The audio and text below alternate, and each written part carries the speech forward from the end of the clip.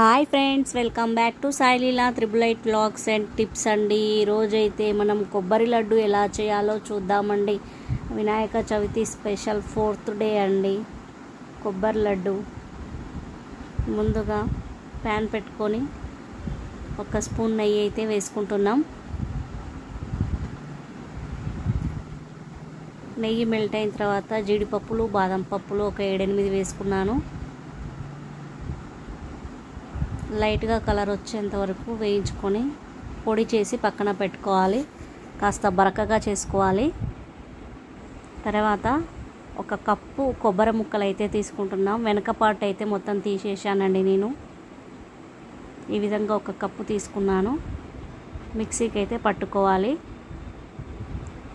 ఇందులోనే 2 యాలకులు అయితే వేసాము.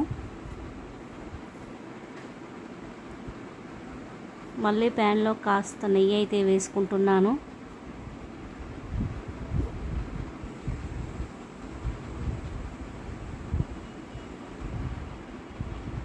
ఇప్పుడు కొబ్బరి మిశ్రమాన్ని అయితే వేసుకోవాలి. ముందుగా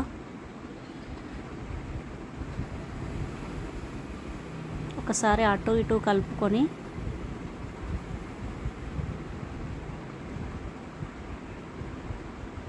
సగం కప్పు బెల్లం అయితే తీసుకున్నామండి. దీనికి 1 కప్పు కొబ్బరి ముక్కలకి సగం కప్పు బెల్లం, 1 చుక్క పాలండి.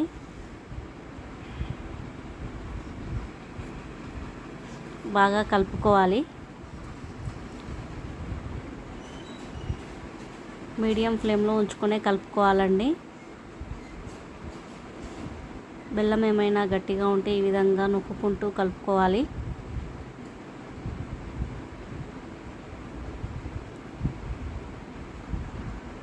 ప్యాన్కి సపరేట్ అయ్యేంత వరకు కలుపుకోవాలండి.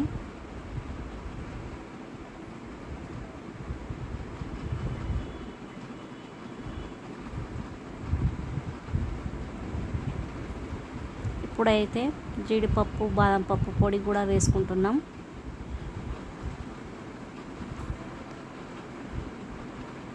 వేసుకొని ఒక్కసారి కలిపి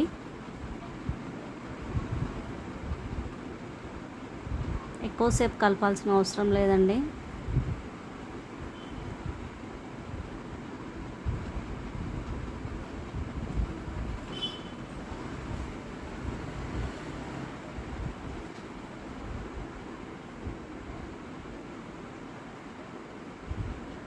ఇప్పుడైతే స్టవ్ బంద్ చేసుకుందాం. ఈ విధంగా వచ్చాక నాకు కాస్త లూజ్ అనిపించిందండి. అందుకే ఒక 10 మినిట్స్ తర్వాత అయితే చేతికి ఆయిల్ అన్నా గీ అన్నా రాసుకొని ఉండల్లాగా చుట్టుకోవాలి. కాస్త వేడిగా ఉందండి, అందుకే.